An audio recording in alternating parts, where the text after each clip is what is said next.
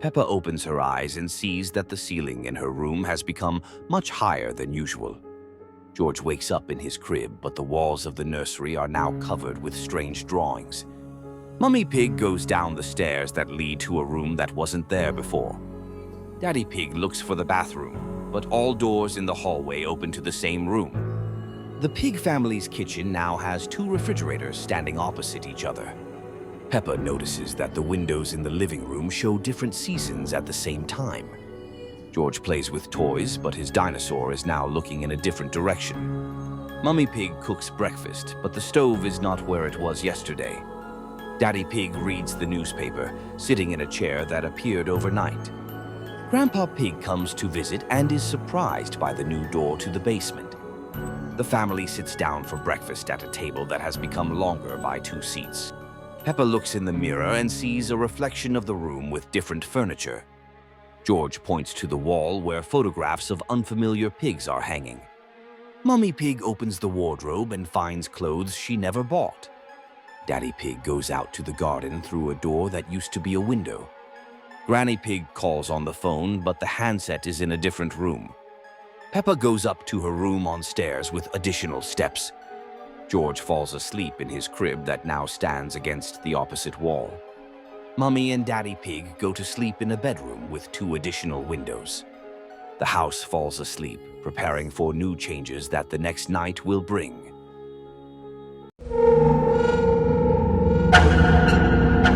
A sunny day at Peppa Pig's house suddenly darkened as clouds covered the sky. Peppa was playing in her room with her favorite doll, but something felt wrong. Strange shadows flickered outside the window. A soft knock echoed at the door, like someone scratching with claws.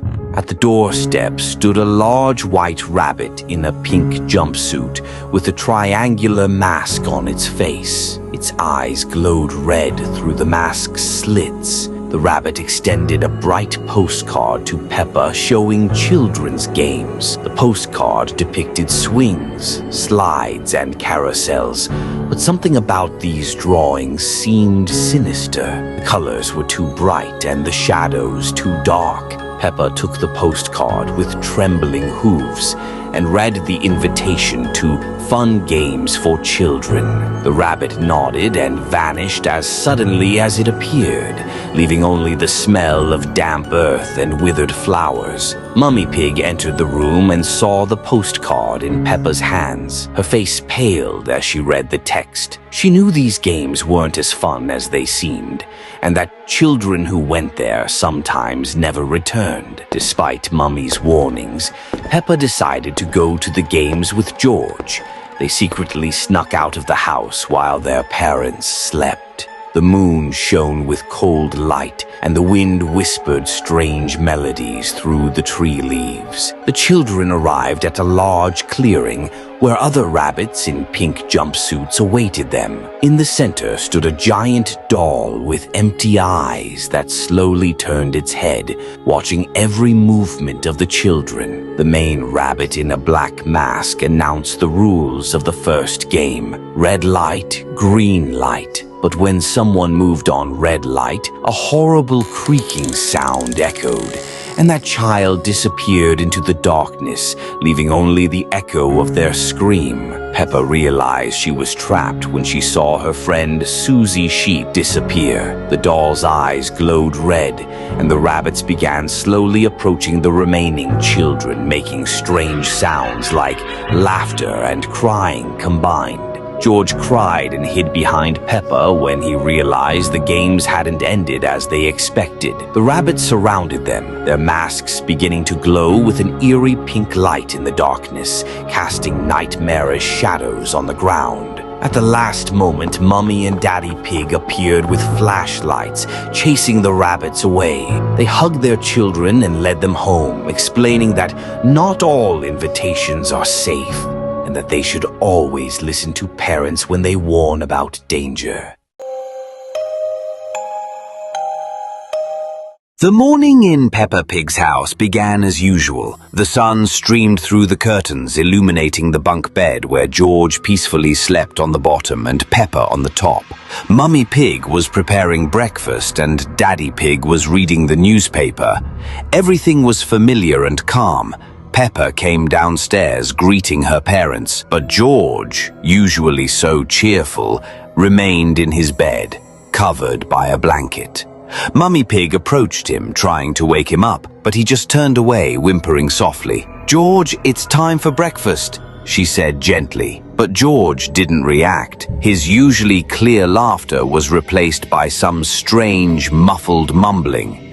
Peppa tried to play with him, but he just pushed her toy away. His eyes, usually full of mischief, now seemed empty and distant.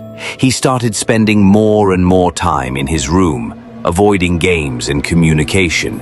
Even his favorite muddy puddles no longer interested him. Mummy Pig and Daddy Pig were worried. They tried to talk to him, but George only answered monosyllabically or remained silent altogether. His voice became lower and his movements slowed down. One evening, as Peppa was trying to put him to bed, George suddenly said, "They are coming for everyone." Peppa was scared, but George just turned to the wall. The next day, when Susie Sheep came to visit, George didn't come out to meet her. Peppa went to his room and saw George sitting on the floor, staring blankly. His skin seemed paler than usual, and there were no emotions on his face. "George, what's wrong with you?" Peppa asked. He slowly raised his head, and Peppa saw that his eyes had turned completely black. "We are waiting," he whispered, in a voice that wasn't George's. Peppa ran out of the room in horror. Mummy Pig and Daddy Pig rushed to her. "What happened, Peppa?"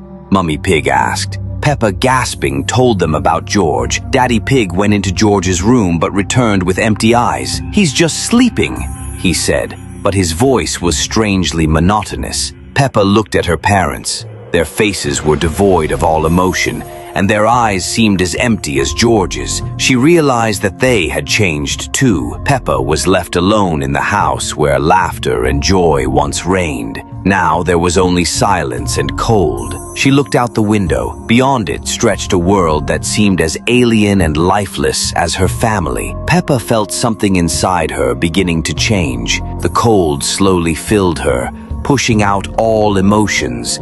Her eyes began to darken. She no longer felt fear, only emptiness and waiting for what would come for her and for everyone else. Peppa receives a strange invitation from a new friend named Clarence for an unusual game. Clarence meets Peppa at his house with an unnaturally wide smile and glowing eyes. He leads her to his room where toys move by themselves and whisper secrets. Clarence suggests playing imaginary friends, but they begin materializing in the air around them. Peppa watches as the room's walls stretch and distort under Clarence's wild imagination. Clarence's imaginary creatures surround Peppa, their eyes glowing in the room's dim light. Clarence laughs, but his laughter echoes from invisible walls and endless ceilings above. Peppa tries to leave, but the door vanishes, and windows show infinite emptiness. Clarence starts a game called Transformations, and Peppa's body slowly begins changing shape. Her reflection in the mirror shows a completely different creature with twisted features. Clarence draws with crayons on walls, and his drawings come alive, crawling everywhere. Peppa hears her family's voices, but they sound distorted and impossibly far away. Clarence shows her a magic box from which shadows emerge without their owners. Time flows strangely in the room. Clocks run backward while sunlight flickers outside. Peppa realizes she's trapped in boundless imagination that has somehow become terrifying reality. Clarence offers her to stay forever and play his endless games without rules.